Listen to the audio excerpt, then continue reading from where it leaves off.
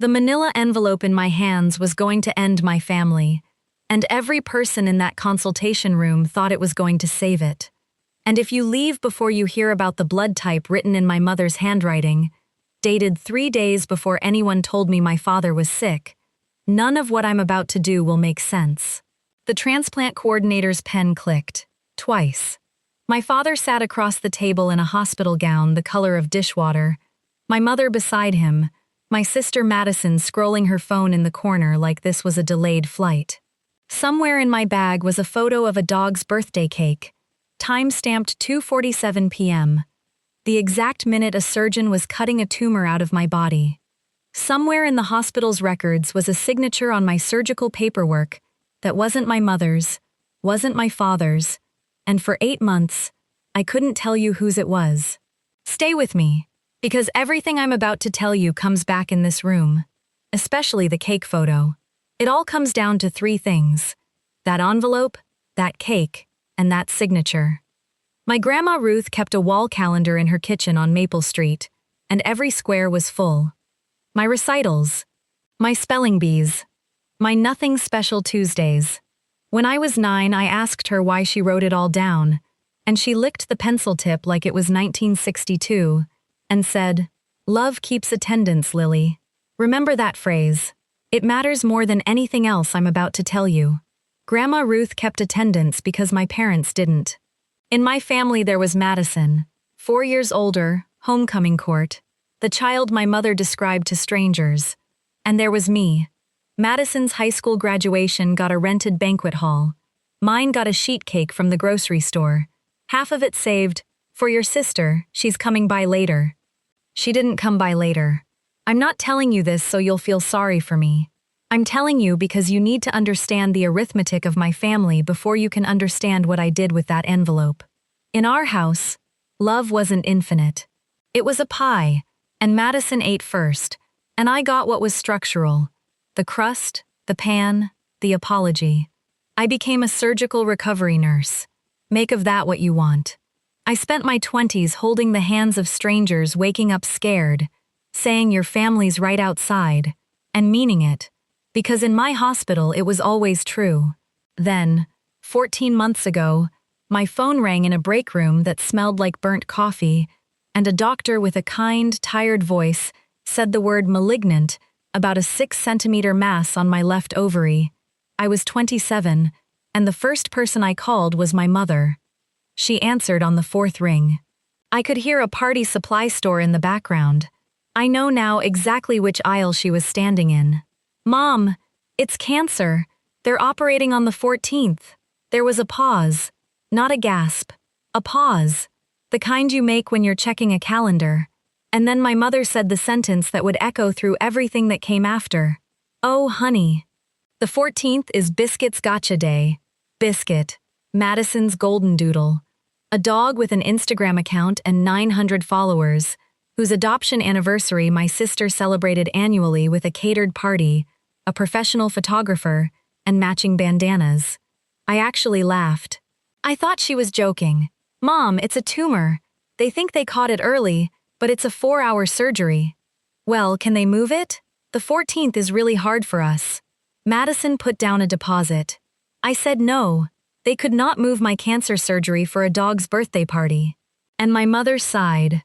Sighed, like I was the difficult one, and said, "It's one day, Lily. Don't make it a thing. Write that sentence down. My mother is going to hear it again, in a room with witnesses, and when she does, I want you to remember she said it first." I told myself they'd come anyway. That's the sickness of being the unfavorite. Hope is a habit you can't quit.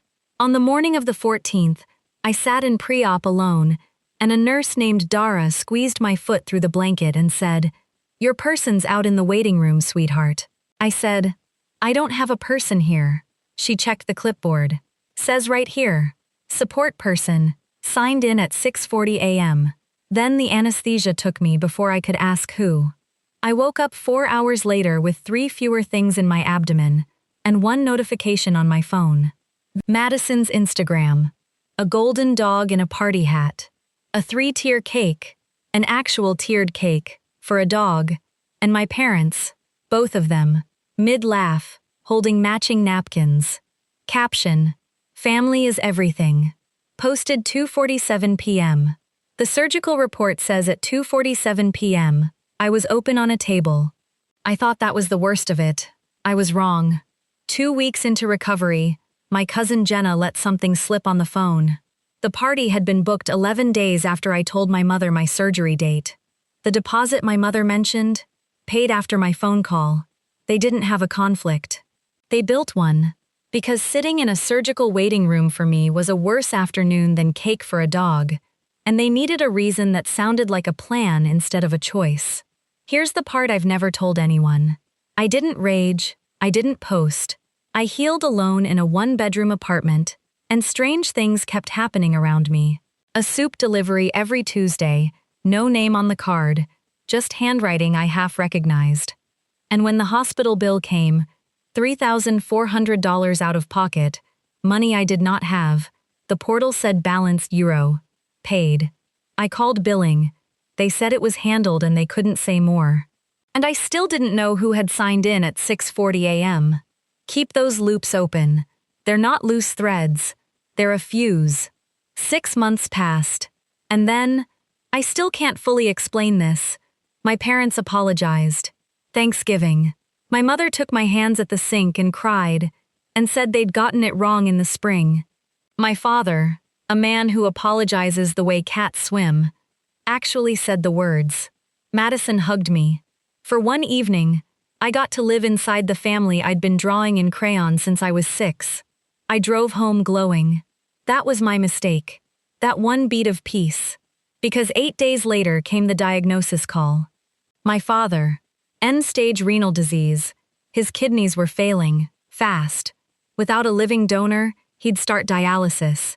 And the deceased donor waitlist runs 5 to 7 years. His nephrologist wanted a donor plan within 60 days, before his numbers fell off a cliff. 60 days. You're the only match in the family, Lily, my father said on the phone. Madison can't be tested. Her anemia. I said I'd think about it, and I drove to their house that weekend. And while my mother made coffee, I saw it on the counter, a folder labeled Frank, transplant, in her handwriting. Organized. Tabbed. And on the first page, my blood type, my surgeon's name, my recovery notes. Dated 3 days before Thanksgiving. Before the apology at the sink. Before my father found his words. Before Madison's hug. The apology wasn't an apology. It was a harvest. I want to be honest with you, because this is the part where the internet expects me to say I laughed coldly and walked away. I didn't. I got tested.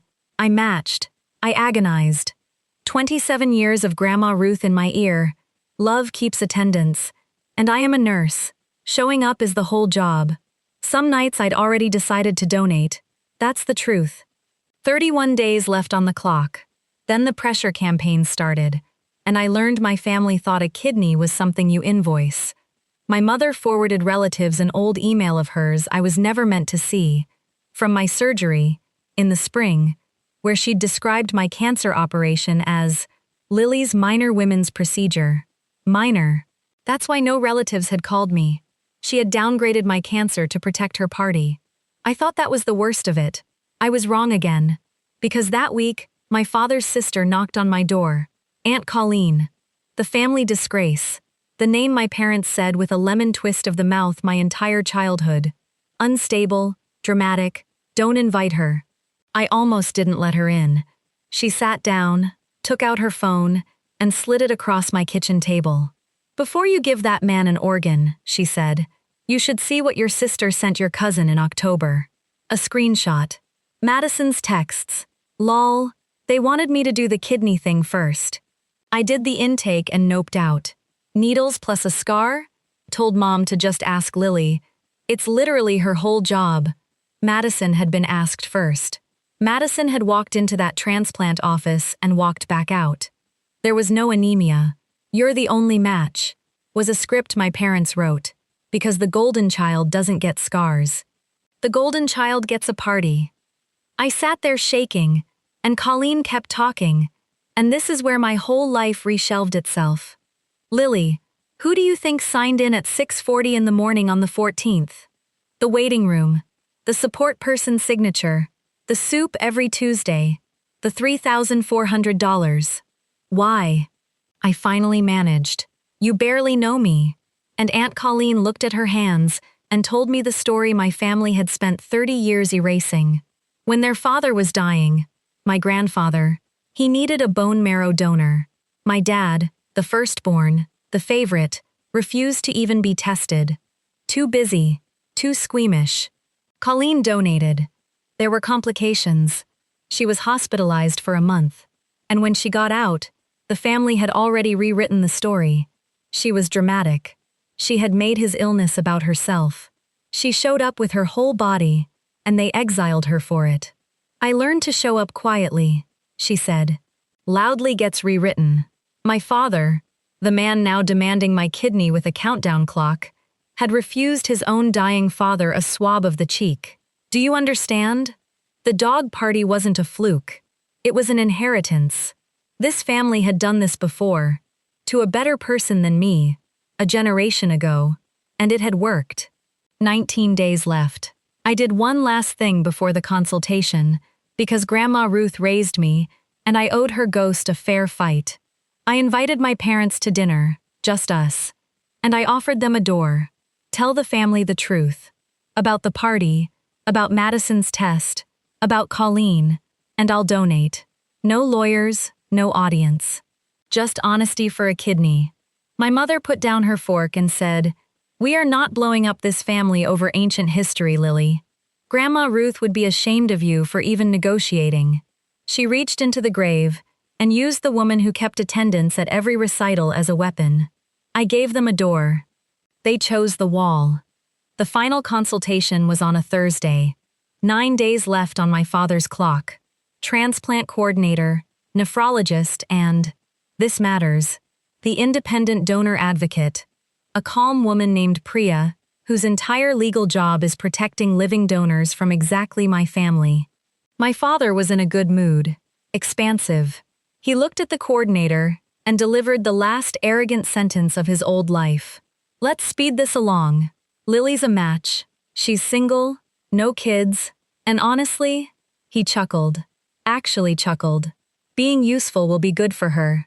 Where does she sign?" Being useful. I stood up. And this is the moment. If you clicked this video for the thumbnail, here it is. A woman in wrinkled scrubs, sliding a manila envelope across a hospital consultation table. Slow, flat-palmed, like a dealer laying down the river card, while her family's smiles die in real time. "Before anyone signs anything," I said, "the transplant team should have the full picture." Domino 1. The screenshot, read aloud. Madison's own words. Noped out. "Just ask Lily." The coordinator's eyebrows went up. My mother said, "That's private," which is a fascinating first response to a lie. Domino 2. The Instagram post, printed, time-stamped 2:47 p.m., stapled to my surgical report from the same minute, and my mother's minor women's procedure email. I turned to Priya. "You evaluate donors for family coercion. I'd like this on the record." Domino 3. I am withdrawing as my father's directed donor.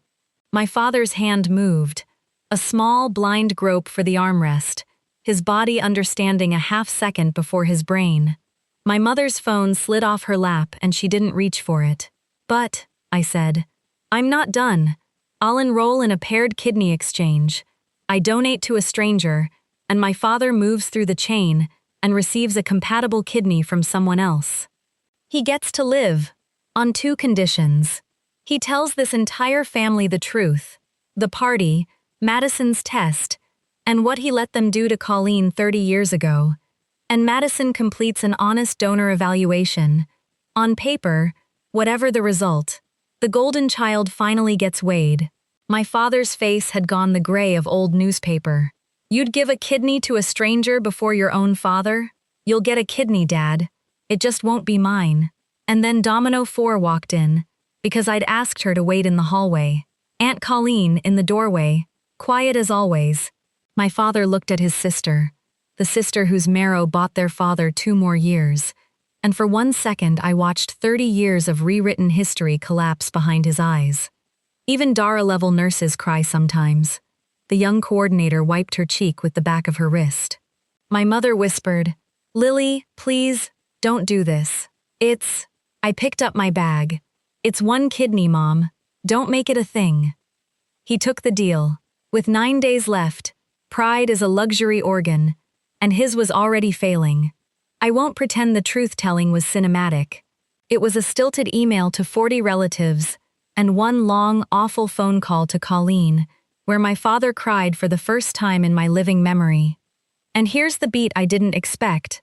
For a second, mid-apology, I saw the man in the old photo teaching me to ride a bike, before the pie got sliced. That flicker didn't make his cruelty smaller. It made it worse.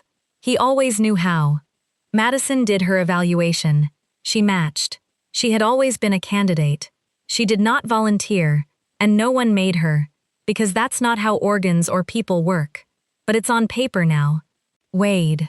4 months ago, I donated my left kidney to a retired schoolteacher in Ohio I've never met, and somewhere down a 3-person chain, my father received a kidney from a stranger in Tucson. He's recovering well, I'm told. We speak, carefully, at holidays. Madison and I do not speak at all, and I've stopped pretending that's a wound instead of a bandage. Because here's the cost, and revenge that costs nothing is fiction. I didn't lose a kidney. I lost the crayon drawing, the imaginary family I'd been waiting to be adopted into since I was 6. She's gone, that hopeful girl. I paid her to get free. On my mantle there's a cheap frame with a page from Grandma Ruth's 1998 calendar, every square full, my name in half of them, and in front of it, most Tuesday mornings, 2 coffee cups, mine, and Aunt Colleen's. She still brings soup. There's a name on the card now. Grandma Ruth was right about everything. Love keeps attendance. So, you tell me, because I genuinely don't know. Was the paired exchange mercy, or was it a scalpel? He got his kidney. He just had to be seen first. Some of you will say I saved his life and my dignity in 1 move. Some of you will say forcing a dying man to confess before I donate makes me exactly as conditional as they were. Both sides have a case. I still don't know which side I'm on. Most nights I think I did the right thing. At 3 a.m., some nights, I'm not sure. Would you have donated? Directly? No conditions? Tell me in the comments, and tell me why. And if you know someone who was the afterthought in their own family, the one who showed up for everybody and got a grocery store sheet cake back, send them this. They'll know why. If you believe love keeps attendance, subscribe. I'll keep showing up if you do.